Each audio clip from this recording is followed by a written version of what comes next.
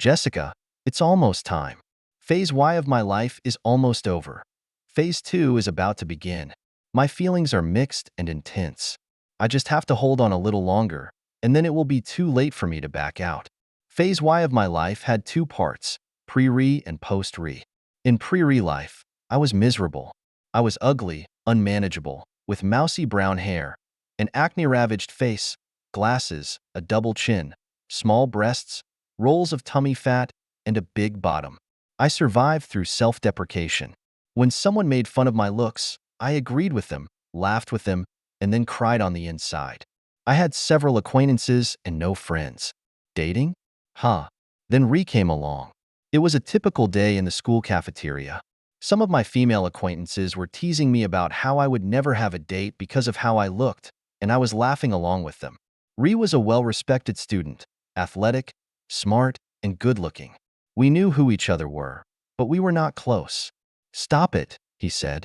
"There is no reason to treat her that way unless you deliberately want to be mean and cruel. I will personally beat up every guy you try to date if you don't stop your harassment." I was shocked. No one had ever defended me before. The girls looked ashamed and went somewhere else to sit. Ree sat down across from me. I had no idea what to say. My happy feelings about what happened disappeared quickly. "Jessica, you're as bad as they are," he said.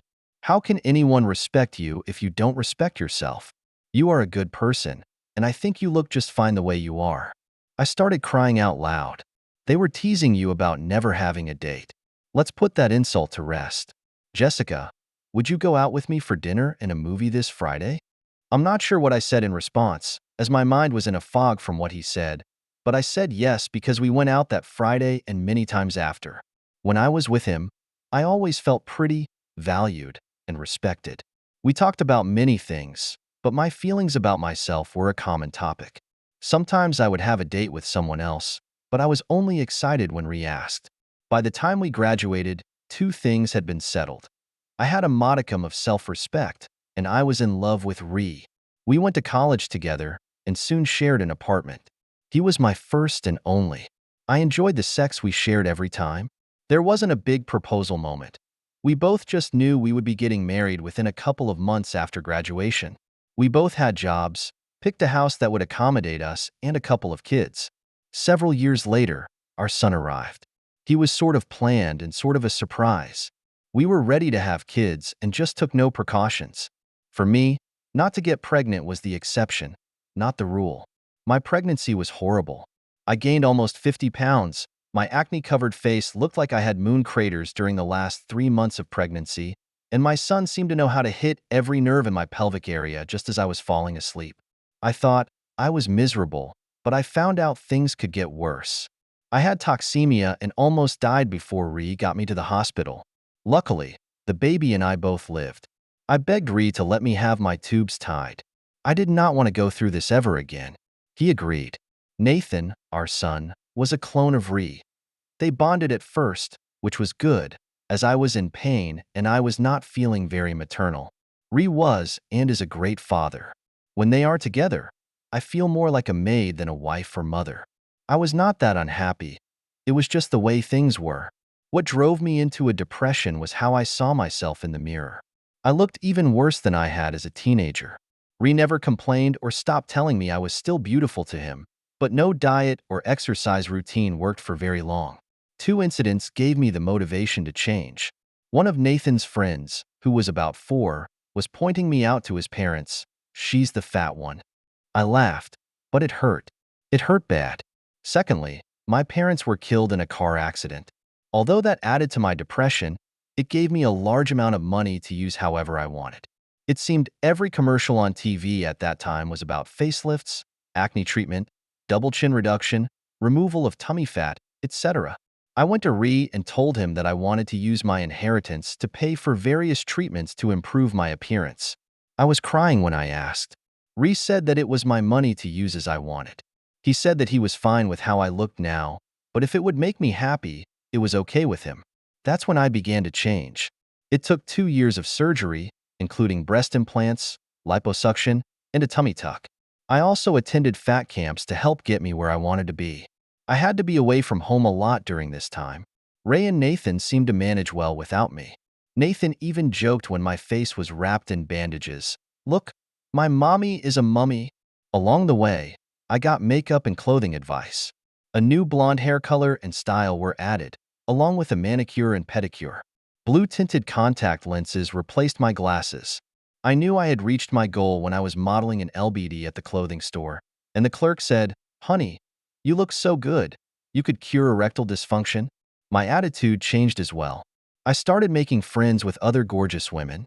It was sort of a millionaire's wife club.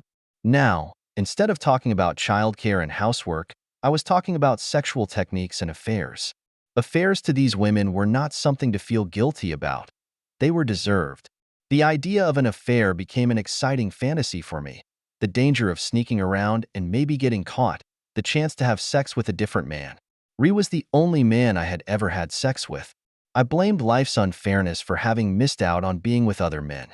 I had overcome life's unfairness, so now it was time I got reparations for those miserable years of my life as the ugly duckling.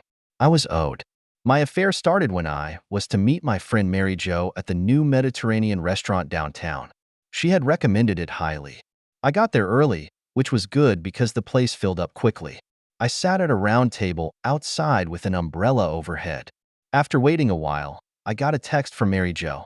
Something had come up at her work, and she could not join me. I was in the process of deciding whether to stay or not when he came over. He was Gregor, a Greek god. I fell in lust immediately. I think he asked if he could join me for lunch, as there were no empty seats, I recalled. He sat down, and although I don't think I said anything, my affair had begun. He was everything the new Jessica wanted.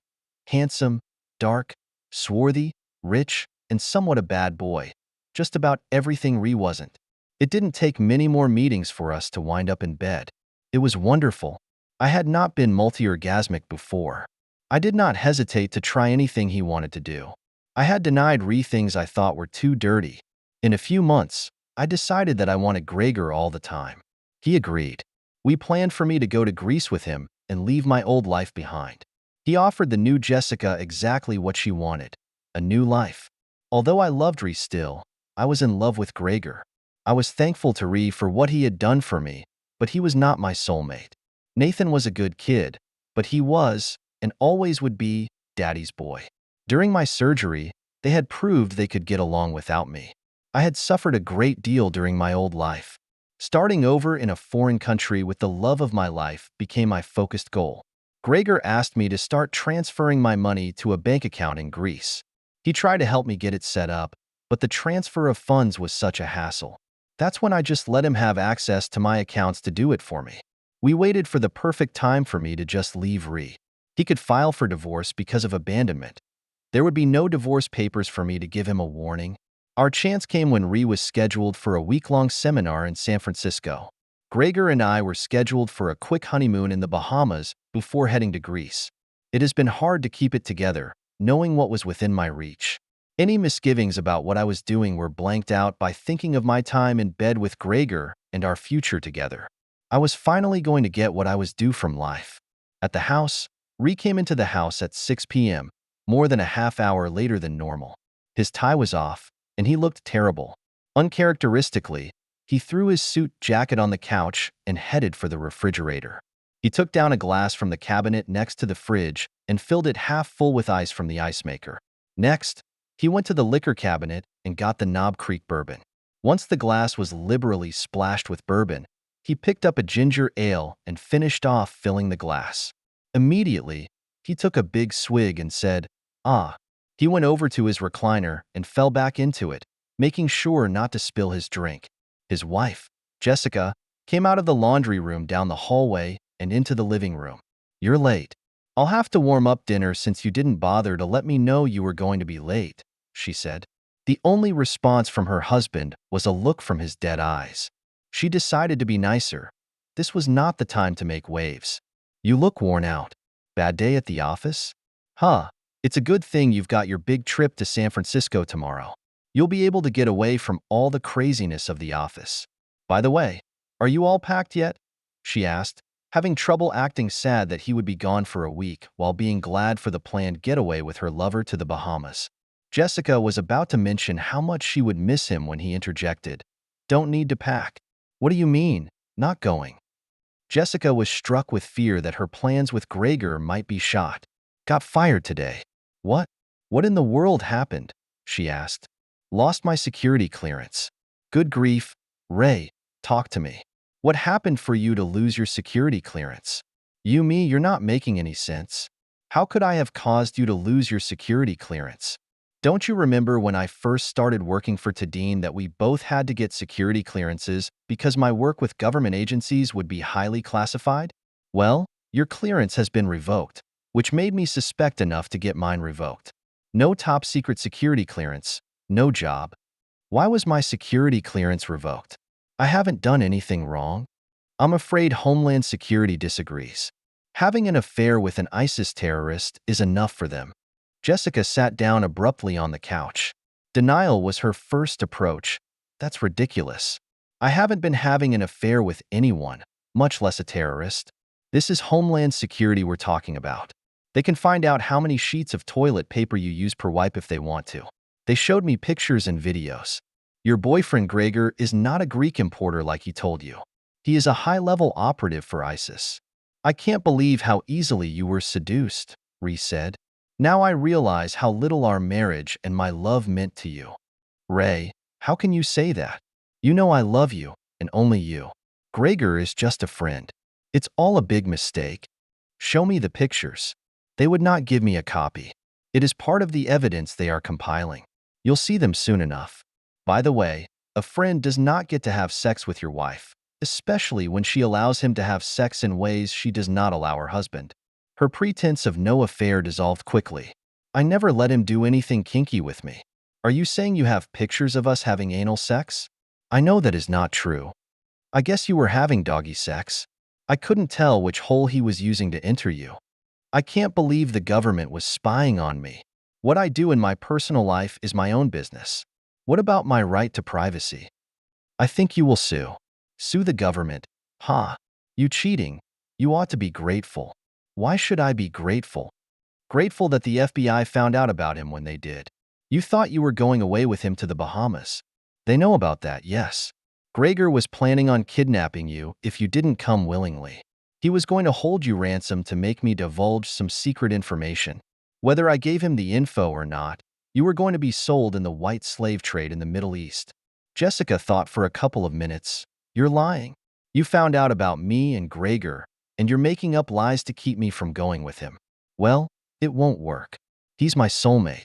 We were meant to be together. Your lie wasn't even that clever. I'm not going to fall for it. I'm calling him right now. Ree went over to her, knocked her cell phone out of her hand, and slapped her. Jessica started crying. You will not call him. The feds arrested him several hours ago. Hopefully, they will get all the members of his cell. They are coming after you last. You will be charged as a co-conspirator. But I didn't know anything about this. I'm innocent. Innocent? You have an affair, and you plan to run off with all my money. Do you have any clue what your lover was doing with all our money? You let him have access to it. He only took your half? He was supposed to be setting up an account for us to live in Greece. You idiot. He took all our money. It was us to buy C4 explosives and detonation devices. They have plans to bomb a pediatric hospital. Wouldn't that have been gut-wrenching? Can you imagine the headlines? Wife helps ISIS bomb babies. Your name would become a household name. You would be in the history books as a bigger traitor than Benedict Arnold.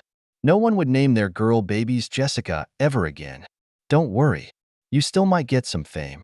The feds are praying they can get to Gregor's men before they can detonate the explosives. If not, you will be semi-famous at least. Or is that infamous? Jessica sobbed loudly. That's too horrible to imagine. What have I done, Ray? I don't know what to do. I was so stupid. I can't believe I fell for his line. Please, I don't want to go to prison. Can you help me? Why in the world would I want to help you? I would not want to help a wife who forgets to keep her vows to forsake all others. I would not want to help a wife who was so stupid to believe a rich importer would be attracted to a married secretary. I would, however, want to help a woman who had AIDS, leprosy, STDs, and Ebola before I would want to help you. 11 good years of marriage and a child mean anything to you?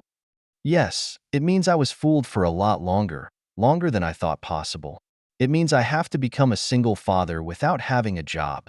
It means I have to explain to my son why he will not see his mommy anymore.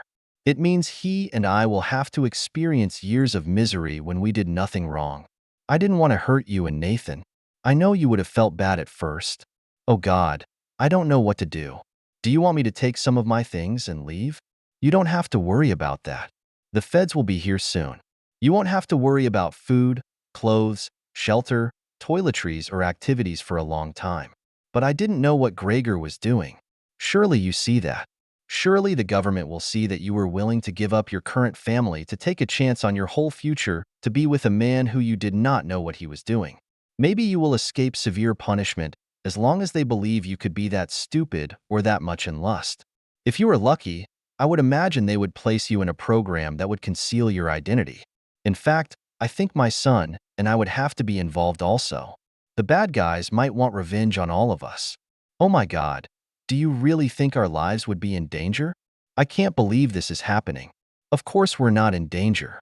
ISIS loves to be merciful to people who kill their jihad warriors. So we would all be in hiding together. Not if I have anything to say about it. Ding dong. You might as well answer the door, dear. It will be Homeland Security coming to arrest you. No. Please, Ray, help me. I'm sorry I was duped. I never meant to hurt anyone. You didn't have any problem planning to leave me and our son alone, hurting our feelings and taking our money. I see no reason not to return the favor. Answer the door before they break it down. Jessica stumbled towards the door while still crying. She opened the door to see a man in a dark blue suit and a hat. He said, "Jessica, yes, you've been served." He handed her an envelope with a petition for dissolution of marriage inside. Jessica looked over at Ree with a big question mark on her face. Ree was smiling. "You bastard. You did make up that story about Gregor. He's no terrorist." "Well, I needed proof of your affair. I have suspected it for a while. I knew some things, but you have filled in the details for me. Our whole exchange was recorded this evening. Gregor is not a terrorist, but he is a liar, a cheat, and a gigolo. He is in debt and was planning on taking our money and running. When you got to the airport for your trip to the Bahamas, you would not find him. He and our money would be out of the country. You would be standing at the airport feeling very, very foolish. How do you know that's what he was going to do? The police actually arrested him this afternoon for theft, conspiracy, and from alienation of affection. It is likely the IRS will add a charge or two. He confessed with no pressure at all. He was not very nice in his description of you and your sexual abilities. In Jessica's search of her brain for a way out, she came up with, "Ray, sweetheart, you rescued me once. Do you have enough love left that you can give me a second chance? What do you think? Do I have any options in the divorce? Phew. Leave now and I will pay for a motel room for 2 weeks in exchange for not telling the world of your betrayal. I will give you half of my assets and your car. I will have primary custody of our child with liberal visitation, especially given your willingness to desert him. No alimony. No child's. That's still harsh. I can't believe you. After what you've done to your family, I can't say what I'd like to do. Just get out. I have to prepare to tell my son about his cheating mother." Years later, Ree and Nathan did get along well, as Jessica had predicted. Along with his work, being a good father was enough to keep Ree busy. Nathan became active in sports: soccer in the fall, basketball in the winter, and baseball in the spring. It was rare for Ree to miss a game, miss a parents' meeting, or participate in the many fundraisers. On the social scene, Ree did find a couple of friends with benefits to keep the horns trimmed. None of the friends came close to being in what could be called a relationship with Ree. Soon, Nathan would be driving, and Ray's obligations of time would be reduced. He speculated that maybe then he could think about a serious relationship. One day, the doorbell rang. He answered the door to see Jessica. The old Jessica. It was evident that she had undone most of the surgeries she had had. She looked almost like the Jessica he had first fallen in love with. After waiting for him to speak, she broke the ice. "To answer your unspoken question, everything except the boob job. I just couldn't give them up. I spent almost all my settlement money to undo the surgeries because I wanted to show you that I could become the old Jessica again. The one you fell in love with and helped become a decent wife and mother. I would like for us to start over, at least as much as possible. The way I look now will not encourage men to hit on me, so that temptation is removed. I want my actions to prove to you that I will return to the Jessica who loves you more than any other. I cannot prove that to you unless you let me be around you and Nathan. I'm not talking about marriage, just to be part of your and Nathan's life again. I know it will take a lot of time for you and Nathan to trust me again, but I promise you will be able to prove my sincerity. I've spent every cent I have in preparation for coming here today. I have nowhere to go. I am totally at your mercy, totally ready to prove my love for my family. She got down on her knees. I believe in my heart that your heart is big enough to let me back in. I am begging you, for our family's sake. I promise that I will do all it takes for you to eventually look back at this time and feel grateful that you gave me a second chance. She looked hopefully at him with a tear-streaked face. Ray sighed deeply and replied, I guess that I'll have to stay ungrateful. He slammed the door in her face.